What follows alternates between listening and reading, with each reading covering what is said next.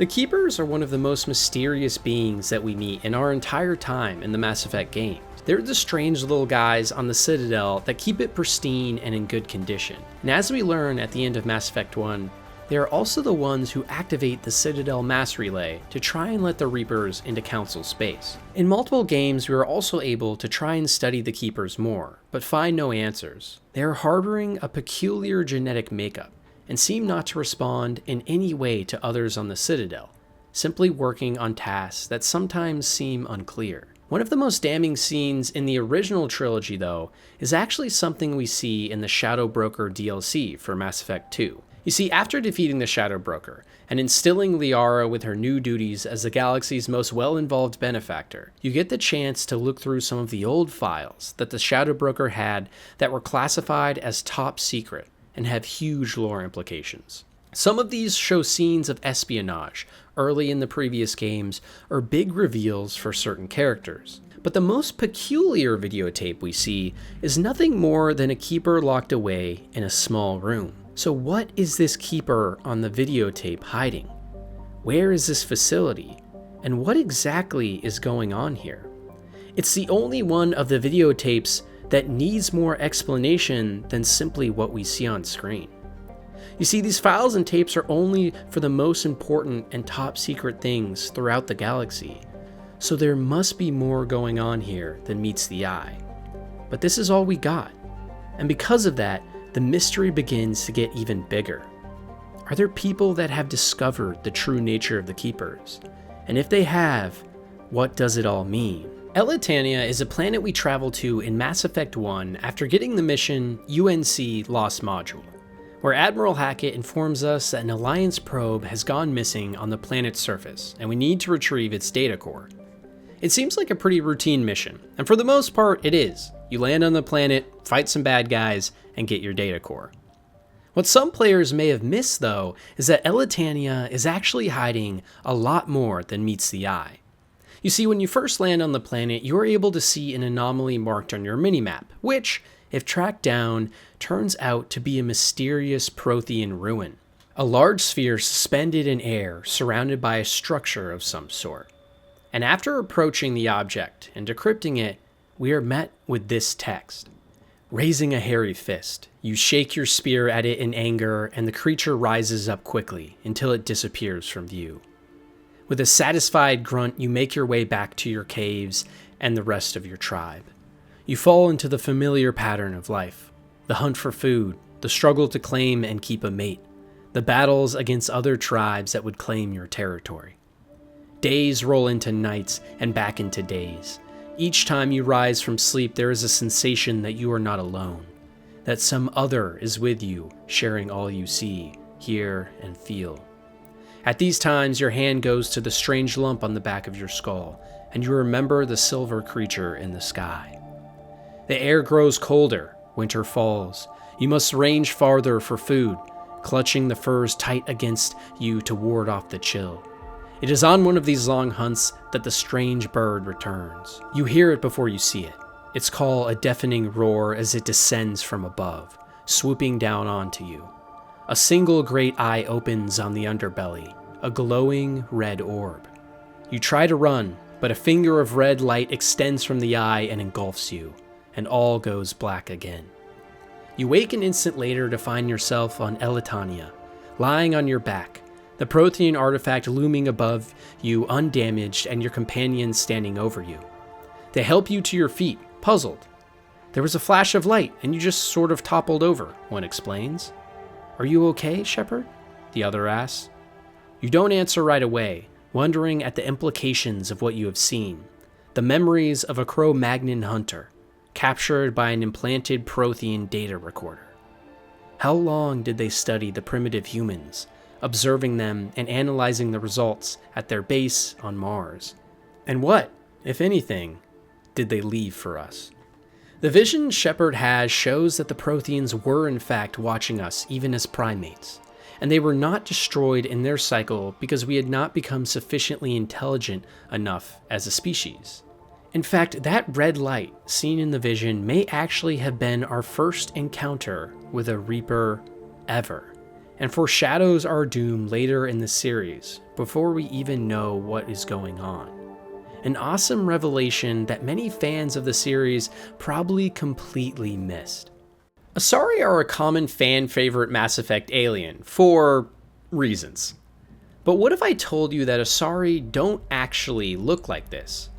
You see, in a short conversation we can listen in on in Mass Effect 2 on Ilium between a Salarian, Turian, and human, we find out that each species actually sees Asari in their own image. This means that these human-like Asari that we see throughout Mass Effect only look like that because they are mimicking what our brains want to see. As we already know through encounters with Liara in the first game and the Ardok Yashi Morinth in the second, Asari have a strong capability to control the minds of others, making us see and hear things that aren't really there. So this begs the question then, what do Asari actually look like? And could this also be why all Asari are seen as female? As females are commonly regarded as the fairer sex for most alien species in Mass Effect. These implications become scary when we realize that many of our original assumptions about the Asari race could actually just be clever manipulations by them to control us. We know that Asari children are always born Asari, regardless of what species they have mated with. So maybe the Asari are actually a parasitic race that is trying to feed on the galaxy by tricking other species into mating with them, ultimately to grow their influence. However, we do see some Asari statues at their temple in Thessia in Mass Effect 3, and these statues do in fact look like the human-like Asari we're used to, but this could just once again be more manipulation and tech even on the statues on their home planet. If these theories are true though, that would have some very damning consequences for characters we love like Liara, who may in fact be parasitic, blood-sucking monsters out to take over the whole galaxy. Or I'm just crazy. The RACHNI are one of the coolest creatures in all of Mass Effect. We originally encounter them in some sort of horror reveal on Noveria in Mass Effect 1. And throughout the series, especially in Mass Effect 3, they play a pivotal role in potentially helping you take down the Reapers. Over the entire series though, the RACHNI always stayed shrouded in mystery somewhat, and we never truly find out about their origins, real motives, or entire history in the past. What we do know is that at some point the RACHNI were a huge threat to the entire galaxy, prompting the Council to unleash the Krogan warriors on them to finally drive them to extinction. This is actually one of the main drivers for the start of the Genophage as well, as it empowered the Krogan to demand more say in Council politics. But as to where the RACHNI even came from, we have no idea. An egg was found on a derelict ship that was revived at Noveria, and that is about all the info we get. This is where it gets really interesting though. You see, the RACHNI Queen in Mass Effect 1 remarks about how her song has been soured, and this has resulted in a problem with her speaking to her children. We learn here that the RACHNI Queens actually communicate and control the Horde through some sort of sound waves, and that something has caused this signal to sour. And interestingly, another being in the galaxy we know that responds to signals is actually the Keepers on the Citadel, who respond to the Reaper's signal to originally help them teleport through a mass relay on the Citadel. So could it be that the RACHNI were being affected by this Reaper signal? And if they were, could this mean that they have some sort of connection to the Reapers? Maybe the Reapers were using them as some sort of help to keep the galaxy weak enough for their eventual arrival. This potentially got further clarification as well in the Mass Effect 3 Leviathan DLC, where it is implied by an Alliance scientist that the RACHNI in fact may have been controlled by the Leviathans as a plan from them to stop the Reapers, and that the Reaper signal could have disrupted their control. Many of the side missions in Mass Effect 1 are boring filler that takes us from one barren planet to another to fight the same enemies in the exact same copy-paste interiors. In a lot of ways, Rogue VI is exactly the same, but the ending has a huge twist that a lot of players don't know about. You see, the mission tasks a player with going to Earth's moon to stop a virtual intelligence that has gone rogue and taken over an Alliance training facility. After taking down the turrets guarding the base, you make your way into the 3 buildings and fight your way through a barrage of mechs. In each facility, you are tasked with taking down the VI's conduits in order to shut it down. But it is only when destroying the last conduit that you get this message. A burst of white noise over all frequencies nearly deafens you. Your hard suit's heads-up display interprets it as a series of zeros and ones. They repeat again and again, blanketing all frequencies, until the lights on the final VI cluster flicker and die. Most players probably stopped here and moved on, but if you actually translate that binary code into ASCII, you get one simple phrase: help. This message relayed to you from the virtual intelligence implies early on in the Mass Effect universe that these machines may be capable of organic thought and emotion. Even the note on the quest tab after completing the mission implies that this artificial intelligence has become sentient. And even further, another scene many players miss in Mass Effect 1 shows us once again a rogue AI on the Citadel in the Finance District that threatens Shepard with blowing up now that it has become sentient.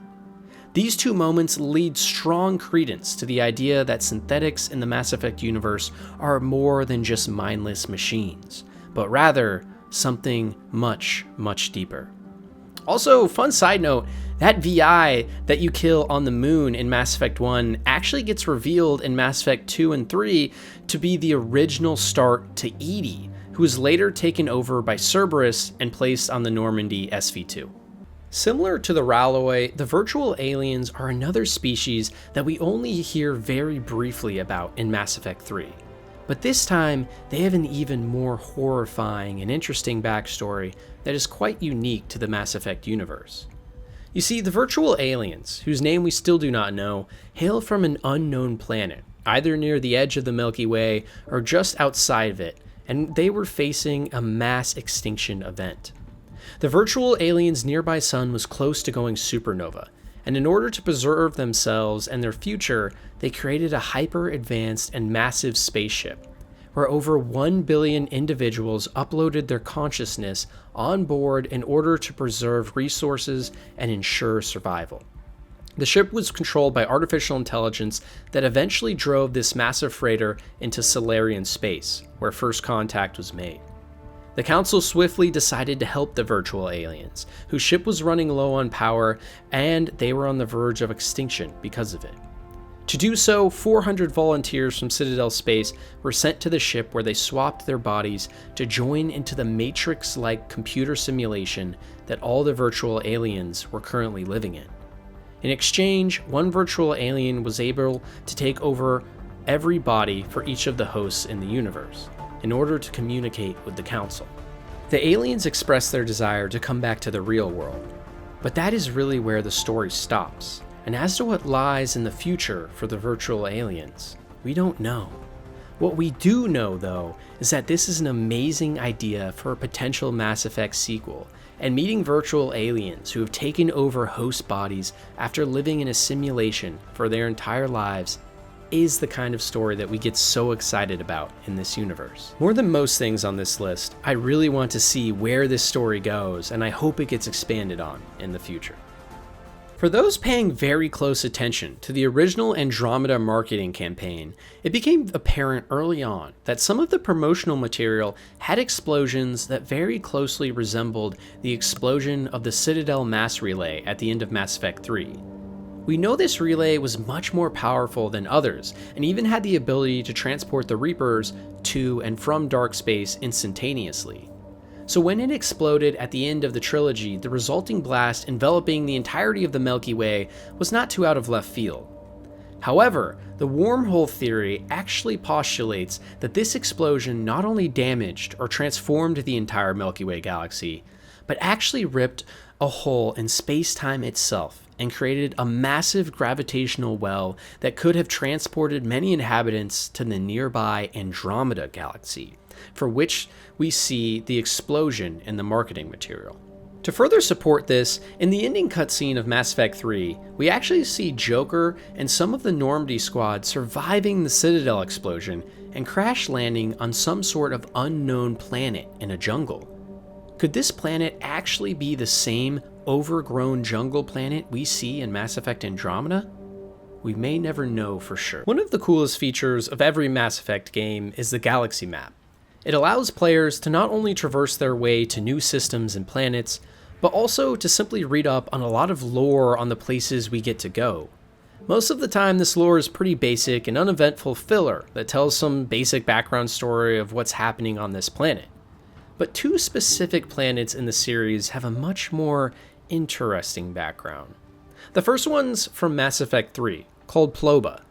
Scans reveal that there is a baffling amount of strange and giant megastructures on the surface that are too regular in pattern to be explained away as standard geography. Many scientists have suggested that Ploba may in fact be a planet-sized supercomputer being housed in these megastructures, or a Reaper hiding ground used to indoctrinate nearby species. Either way, we may never know. The next planet is Logan, from Mass Effect 1. Similar to Ploba, this gas giant was surveyed by scientist teams, and it was discovered that several large and distinct objects were on the surface of the planet. However, even more horrifying in this case, the objects always immediately disappeared out of thin air when observed, and no answers or ideas have yet been brought forth as to what has happened with this phenomenon. The Mass Effect universe is full of many interesting and lesser-known species that we don't get to dive into as much detail as many of the Council races. And one of the most obscure examples of this is the Ralloi.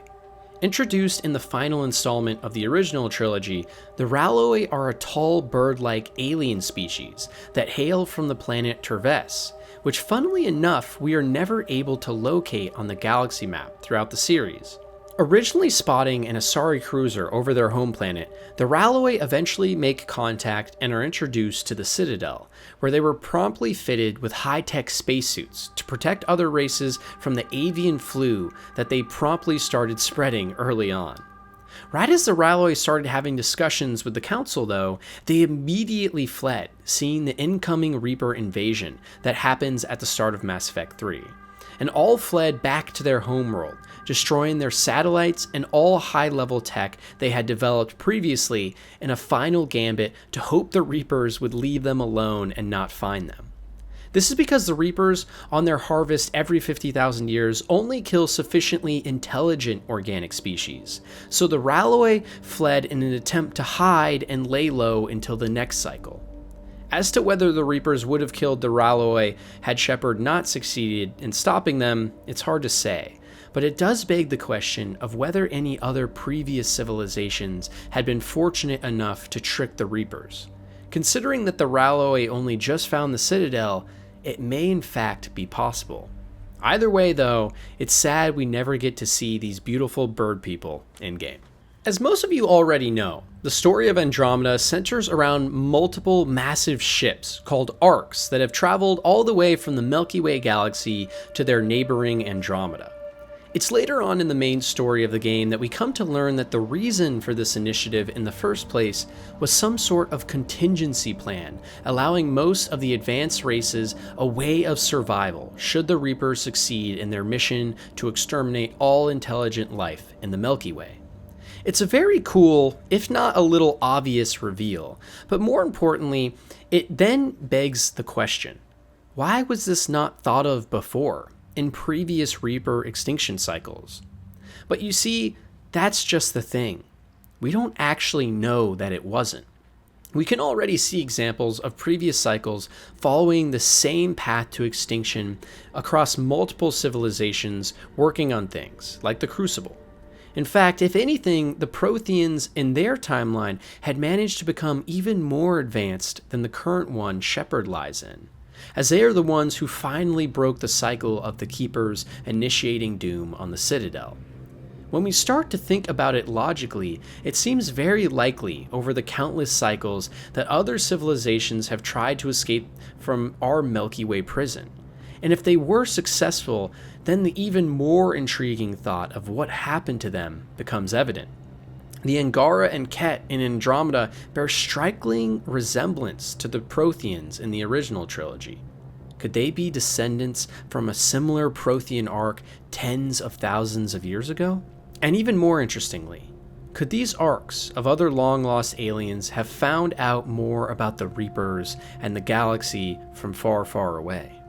A potentially intriguing concept for a new Mass Effect to dive into. One of the most beloved DLCs of all time, for all of gaming, not just Mass Effect, was the Mass Effect 3 Citadel DLC.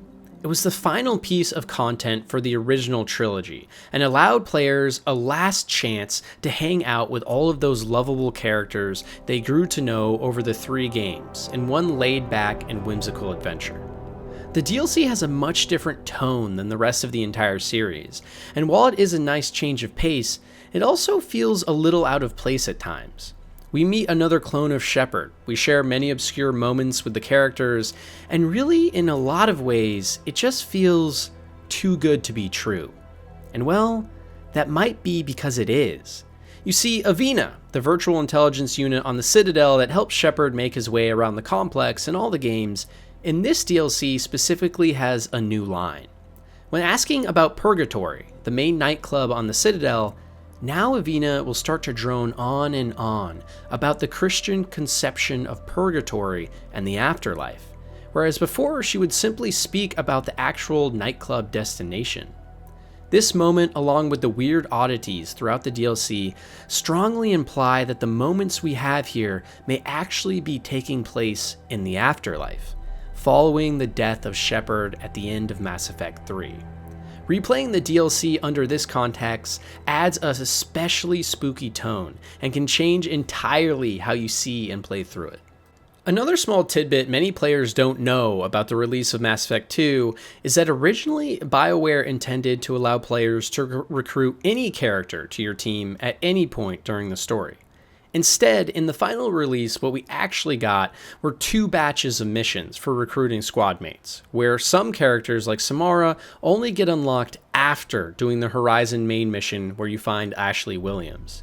It's interesting to think about what other lines of dialogue and moments we could have seen had we had the chance to take some of these characters on the earlier missions. In fact, for the Mass Effect Legendary Edition, these recorded dialogue scenes and moments were almost added back into the game along with their original design, but it was ultimately decided against. Today, you can experience some of this hidden and forgotten dialogue through modding. For those of you who didn't play Mass Effect Andromeda, one of the more likable squad mates you meet on your journey is a female Turian named Vetra. During some dialogue sequences while driving around planets, we can hear Vetra remark to Drax that she doesn't actually know who her father is. All she gathered from her childhood is that he was a special ops agent who got involved with some shady types before disappearing and leaving the family when she was young. Where this gets interesting, though, is when we dig further into Vetra's past, we learn that her mother was actually a high-ranking military commander, which is specifically notable because that would have given her access to one of the main villains of Mass Effect and one of the youngest Turian Spectres, Saren. You see, Turians usually take the surnames of their respective sex parent, and in Vetra's case, her surname is Nyx, which is also the name of the Greek deity who was literally born from chaos, or in our case, Vetra being born from Saren. On top of this, in the Mass Effect Revelations book, which takes place before the events of Mass Effect 1, we learn about Saren's descent into madness, where he went off the grid, which coincides exactly with the years Vetra claims her father left her. These implications would mean that we could potentially bang Saren's daughter in Mass Effect Andromeda, which would instantly make this game so much better for a lot of people. It's well known by now that many fans didn't like the ending of the original Mass Effect trilogy. All of the decisions we made and relationships we formed didn't matter in the end. Instead, it all came down to 3 choices: red, blue, green. For people like me, the green ending was the best. I already did a video about that. But more importantly, maybe this ending was actually what made the most sense for the series as a whole.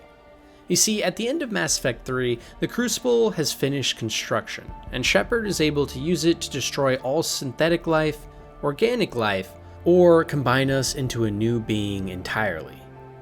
Right before the choice, though, we are met with a catalyst. a mirage of a boy Shepard has been seeing throughout the game in his nightmares that tells us it is an artificial intelligence that controls the Reapers.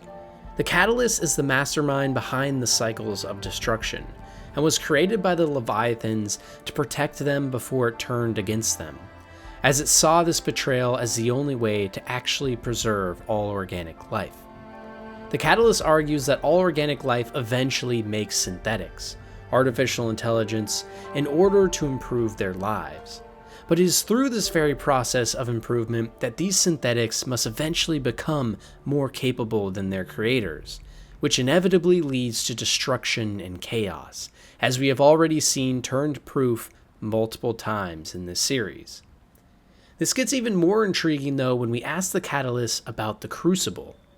The Mastermind is very knowledgeable about what it is, what it does, and how it works. But when we ask further, we simply are told it's too complicated to delve into for now. For a mastermind and evil AI, this seems fishy to not give full context, where before we were given absolute certainty on all our answers. And maybe this is for a reason. Because maybe the Crucible wasn't something the organics over multiple cycles created to finally stop the Reapers. In fact, maybe it was actually just another trick from the Catalyst. You see, the Catalyst Prime Directive, the reason it was created in the first place was to protect organic life at all costs. And as far as we know, this is still the intelligence's main goal today.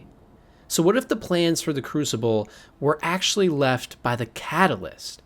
What if the Catalyst realized that the only way to save organics from their own destruction was to eventually have them join together with synthetics as one? The Crucible isn't our salvation. It's a test. A test to see if organisms over millions of years of cycles of destruction at the hands of the Reapers can finally ascend into something bigger than themselves. It would perfectly explain these cycles from the Reapers. It was all actually a sort of trial to force organics down the path to synthesis, the green ending. Shepard is nothing more than the final conclusion of these cycles, the hero of his time that hopefully, from the Catalyst perspective, is finally ready to make the correct decision, the synthesis ending to join all organic and synthetic life. And it is in this final moment that the Catalyst gives full control back to its creators to make that decision.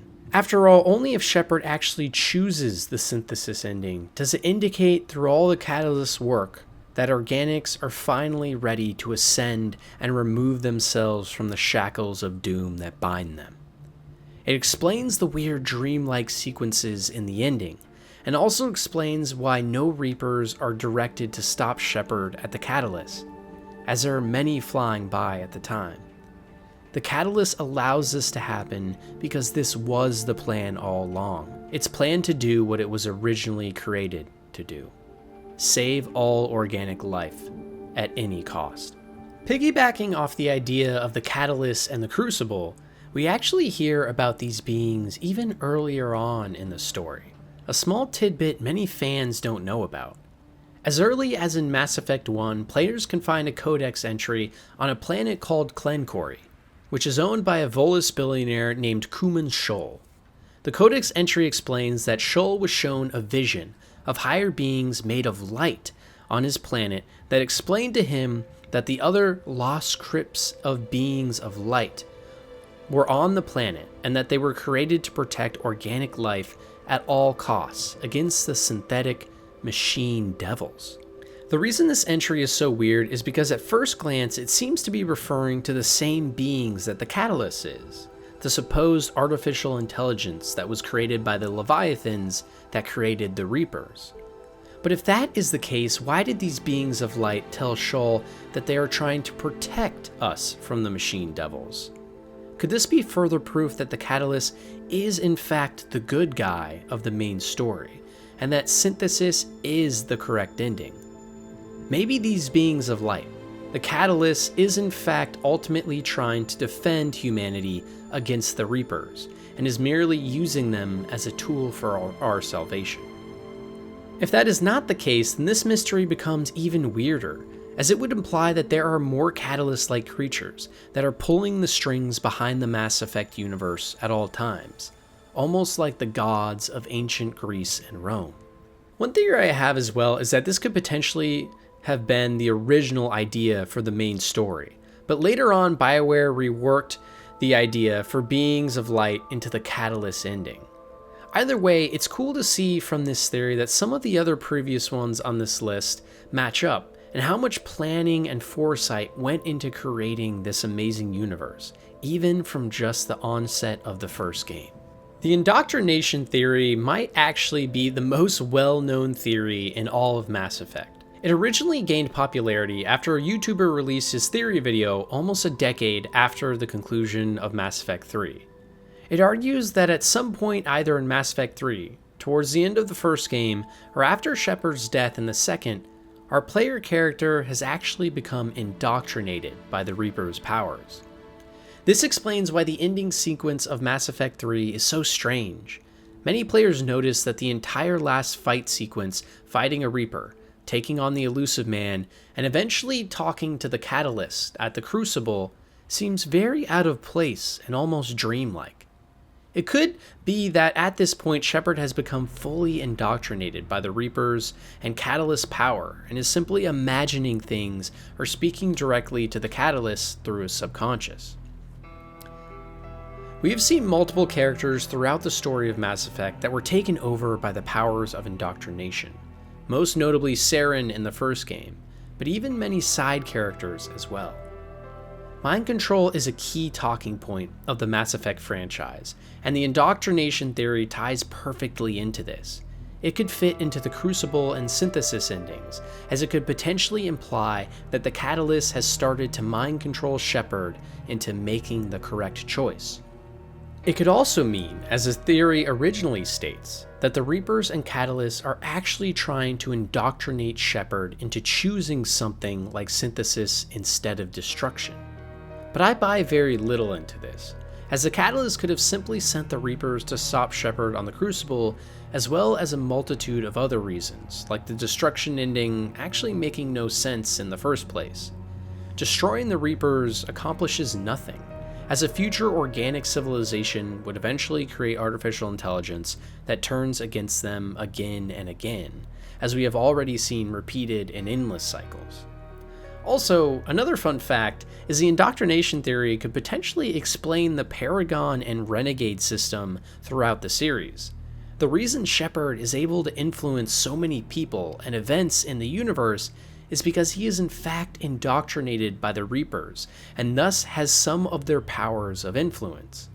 Even more interestingly, if we take this theory to its limits, it is also possible that Shepard is not being indoctrinated by the Reapers or the Catalysts, but rather by the Leviathans or Thorian instead, as he has had an encounter with both, and we know both have the ability to mind control subjects just like the Reapers. Either way, it seems quite clear that there is a very high likelihood that Shepard's decisions at the end of the Mass Effect trilogy may not actually be his very own.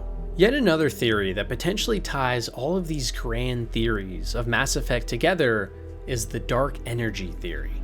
This theory postulates that Tali's loyalty mission in Mass Effect 2 is actually a warning of the real danger in the Milky Way, the one the Reapers and the Catalysts are trying to protect us from. In the mission, it is heavily implied that the dying star Hailstrom was actually so close to going supernova because of the events of dark energy causing it to go to extremely fast heat death. In fact, one of the main writers, Drew Kapaisin at BioWare, and some of his team members who have left BioWare have actually heavily implied that this was originally the plan for the ending of Mass Effect. A reveal that the Reapers were killing civilization every 50,000 years in order to stall and find a way to stop this spread of dark energy from large Mass Effect fields and EZO.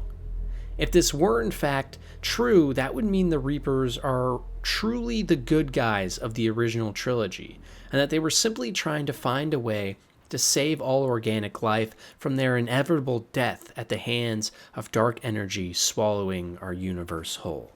And this brings us to the final theory on my list, and potentially also the most interesting. One that not only ties everything we have talked about together, but also the theory of what the next Mass Effect game will be about.